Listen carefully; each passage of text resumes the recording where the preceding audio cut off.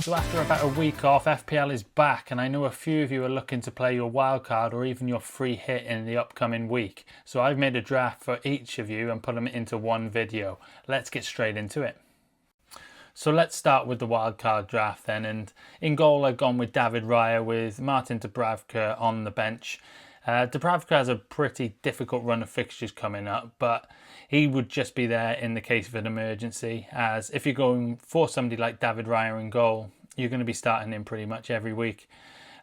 He's got some difficult fixtures himself coming up after the Forest game, but Manchester City, Newcastle, I feel like Arsenal at the moment could get clean sheets against just about anybody. They nearly did it at Anfield, apart from an incredible free kick from Dominic Szoboszlai. So I wanted to get in on that Arsenal defence, seeing as that I haven't actually picked a Arsenal defender with the Saliba injury and the potential rotation risk of the two fullbacks. Then as we move on to the defence, I've gone with Daniel Munoz, and I wanted to jump on the next two fixtures with that one, with Sunderland at home and West Ham away in their next two. And they could pose as really good fixtures for somebody like Munoz with his attacking threat. And also you've got great capabilities of clean sheets in those fixtures as well. So I feel it's a great time to jump on him. Next up, we have Senesi at Bournemouth, who's been on a lot of people's radars because of how well he's been hitting the defensive contribution threshold. He's done it in every game so far, and he certainly went under the radar after the first two game weeks, and now everybody sort of sees him for what he is, and he could be a really fantastic asset for the rest of the season even. 3 home games in the next 4 as well, so everything's looking rosy if you fancy going for Senesi. He's somebody I certainly recommend anyway. And then finally in the last slot I got Virgil van Dijk. Liverpool have had a pretty difficult start. The defence hasn't looked great, but signs of life from the Liverpool defence in that Arsenal game where they kept their clean sheet. And up next they have Burnley, and after that a home game against Everton. And the Merseyside derbies are notorious for, 0-0 draws, 1-0 victories, very low scoring affairs. So I feel this is a good chance to jump on Virgil van Dijk, but also another one who can hit DEFCON pretty regularly as well. So into the midfield then, and first up I've got Lucas Paqueta at West Ham. It's a little bit differential, but when you look at his last 2 games, he's returned in both of them with goals. But he's also hit DEFCON, so he's hit 9 points and 10 points in the last 2 games. And he's looking a lot more of an attacking threat than maybe what he has in the past for West Ham. West Ham haven't had the greatest start, but there has been signs of recovery with their incredible 3-0 win against Nottingham Forest. There is a good chance that Paqueta as well continues on penalties. The 1 goal was a penalty against Nottingham Forest, and I can't see him going off them anytime soon. So he could be a pick that's going a little bit under the radar. Then I'll move on to Cody Gakpo. Now, the reason I've got him in is obviously because of those 2 green fixtures for Liverpool upcoming.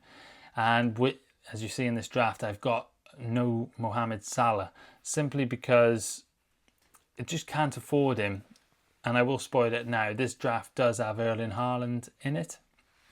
So I wanted to get in on that Liverpool attack somehow. I feel like Gakpo's a good way into it. I don't think his minutes are immediately at risk with Isak coming in. There is obviously potential that Ekitike plays on the left wing and may take minutes off Gakpo when Isak comes in and starts for Liverpool. But for now, I think he's pretty safe, and I would still see Gakpo starting over Ekitike in that left wing position, as it is a much more familiar position for him. So to target those fixtures, I feel like Gakpo's even probably a better option than Wirtz, especially with the money you save and the start that Wirtz has made. This could be the turning point for Wirtz, but safety for me is Gakpo. And then next up we got Antoine Semenyo. A lot's been said about Antoine Semenyo at the start of this season. He has looked fantastic. Looking at some of the chances he's missed as well, he should have been returning in every game he's played so far, and he should have been scoring in every game he's played so far. But going forward, like I mentioned with Senesi, they've got a solid run of fixtures coming up. And Semenyo at his price at 7.2 seems like somebody you almost have to go with at this stage, with a lot of people transferring him in, hence the price rise.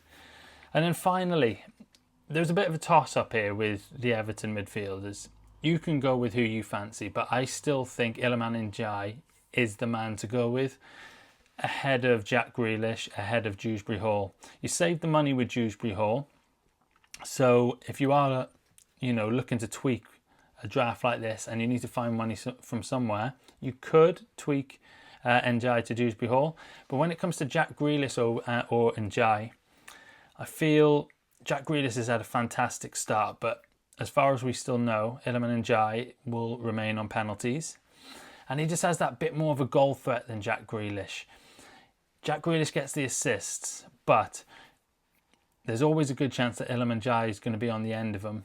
And at the end of the day, goals are worth that little bit more in FPL than assists. So that's my reasoning really for going for Iliman Ndiaye in this instance. So before we get onto the attack then, I just want to talk about the bench, and I'm starting off with Reinders from Manchester City. Probably not as popular a pick as he was at the start of the season and after that first game, as every man and his dog seemed to transfer him in. But he's cooled down a bit since then, but Man City have cooled down a bit since then. And with the City fixtures due to turn in about 2 or 3 weeks, I feel like a lot of people are going to want double Manchester City. And if you've got somebody like Haaland up front, it's a nice compliment to have somebody like Reinders then to bring in against these teams like Burnley, who they will be facing in game week 6. So I feel that's the best play. And then in defence, I just wanted to go simple with Joe Rodon. He's somebody who I've got in my team. And as long as his injury is nothing serious, he has pulled out of the Wales squad at the start of the international break. As long as that's nothing serious, Leeds have looked really solid at home in defence. And he is proven to be one of the best £4 million defenders, in my opinion. So that's why he gets a place in this team. And then finally, Mickey van der Ven. Now, there is a little bit of money in this team. If you don't upgrade elsewhere and you fancy maybe going up to a Romero, there could even be enough as well, or should even be enough to go up to Pedro Porro if you fancied him. But I prefer the defensive contributions potential of Romero or the money saving of Van der Ven over Pedro Porro at this stage. But also, their run of fixtures is still pretty good in the next few weeks. So Tottenham defenders should still be a very good asset, even following their loss to Bournemouth in the last game. So then in attack, we have Jean-Philippe Mateta, who, like I said about Munoz, they've got 2 very nice fixtures coming up. And with Ismail Assar looking to be injured now for the next few weeks, he seems the only reasonable way to get into that Crystal Palace attack for those games. I don't dislike switching in for João Pedro if you don't want to target those fixtures. Maybe you feel that attack will suffer with Ismail Assar out. I don't feel right not having João Pedro in this team. And to be honest, I could easily put him in for Mateta or Gyökeres. You take your pick. Gyökeres, I think, is a fantastic pick as well going forward. But I like him for this Nottingham Forest fixture, but it might just be a bit too early with Manchester City and Newcastle up next. So if you want to go João Pedro, you can, but then you've got Gyökeres for his turn of fixtures then in game week 7 with West Ham at home, Fulham away and Crystal Palace at home. So you can easily bring João Pedro in. You've got the money saved in the bank and you can switch to Gyökeres in a few weeks. I don't always like planning transfers that far in advance because anything can happen, and it's good to save them up while you can. But certainly João Pedro, I've got no issues with putting him in this team. Finally, we've got Erling Haaland. what can I say about Erling Haaland apart from the fact he's pushed Salah out of this draft? Salah has obviously got the fixture swing, like I mentioned with Cody Gakpo, but I really, really like Haaland now for the next weeks, and you're going to want him for game week 6 and that Burnley fixture, and on captaincy, potentially triple captain for a few people as well. So I feel it's a good time to get him in. And Salah, he hasn't been completely himself so far, and Gakpo's even outscored him. Will that continue? Knowing Salah, probably not. He will come back into it at some point, but for now, the data just shows to go with Erling Haaland, and back those fixtures that they have upcoming. So let's get into this free hit draft then, and to start with, exactly the same as the wildcard draft, David Raya and Dubravka as the 2 goalkeepers. I really fancy Arsenal to keep that clean sheet against Nottingham Forest, actually. I don't think they're finding goals that easy to come by, Nottingham Forest, and you do have to go that extra mile, it seems, to score past this Arsenal defence so far this season. And then I've backed that up with Calafiori. He's somebody I'm really happy with. We're taking a risk over 1 game week. I feel he will play. He's been playing really well. Him and Timber, I'm sure, will keep their places for the Nottingham Forest. There shouldn't be any rotation. And it's just that attacking threat he showed so far on the flying from left back or even set pieces, whatever it may be. So just playing the upside with that one after his fantastic start to the season. Munoz, again, like I said before, and you're getting him in on this free hit for the best fixture for Crystal Palace in the next however many weeks. Maybe one of the best fixtures of the season for them. And then you're banking on that Munoz attacking threat against Sunderland at home. Then finally, in that defence, I've got Livramento. Now, I do fancy Newcastle to keep a clean sheet. Their defences look pretty stubborn as well. They did okay defensively against Leeds, just not that great in the attack. And Livramento's been pretty much the outstanding performer in that Newcastle defence. And also you're playing potentially for that little bit of attacking threat. Maybe nab an assist or something from him, which could be nice. Then on the bench, same again, Joe Rodon. I love him at the moment, but more than likely he's not going to come in your team. And saying that, another £4 million defender in Reinildo. He won't be making it into your team, but basically bringing the budget down. So now with this free hit team, I have taken a little bit of a risk in the midfield area, and I've doubled up on the Liverpool midfield because there's no Salah. I just wanted to cover that off with Florian Wirtz and Cody Gakpo. Both of them I think will be guaranteed to start this game. Isak didn't even play any minutes for Sweden, so we can't see him coming straight into the Liverpool team. They will continue as they were with Ekitike up front, Gakpo on the left, and Wirtz in that attacking midfield role. So I feel like this could be the game where Wirtz finally gets off the mark. It's the easiest fixture Liverpool have had this season. You would hope he would get a little bit more freedom in a game like this. They'll get a lot of the ball and they'll rely on him to unlock the Burnley defence and create chances for Liverpool. And then you would hope Cody Gakpo would get on the end of him, and he's looked pretty solid all season. So I'm really happy with that double up on a free hit. Antoine Semenyo, because of his start to the season, like I mentioned in the wildcard draft, he's looked incredible. And a home game against Brighton, I'm pretty confident he will get chances. It's just whether he takes them. Hopefully this time he will. But like I say, I'm not going free hit. This is for you guys only. And then finally, I've actually gone with Harvey Barnes. I feel like he will start this game. He didn't start the last game against Leeds, but At home to Wolves, they don't have that many options in attack with Anthony Gordon still out. And then potentially now they can bring in one of their new strikers though, whether it's Voldemade or Visser.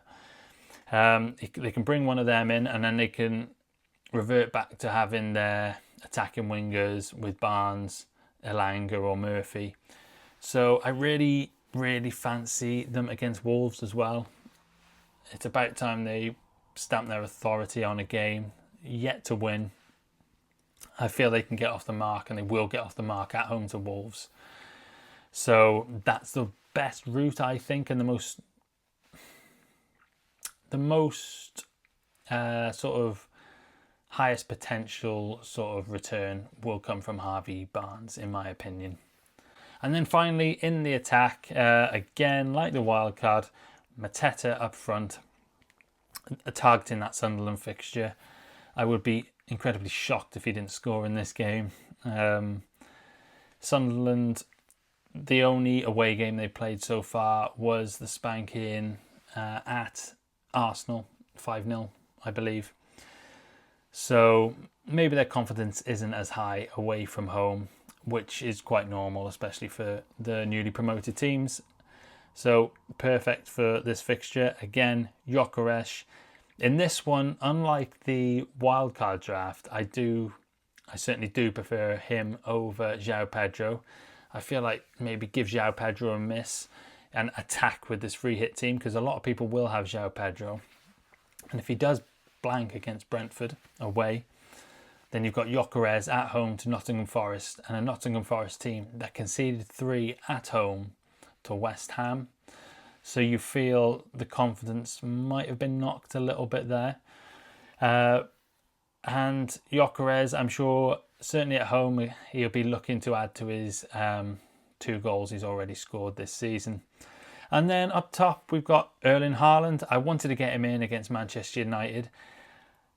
These games are always interesting. I just feel he could haul in this game.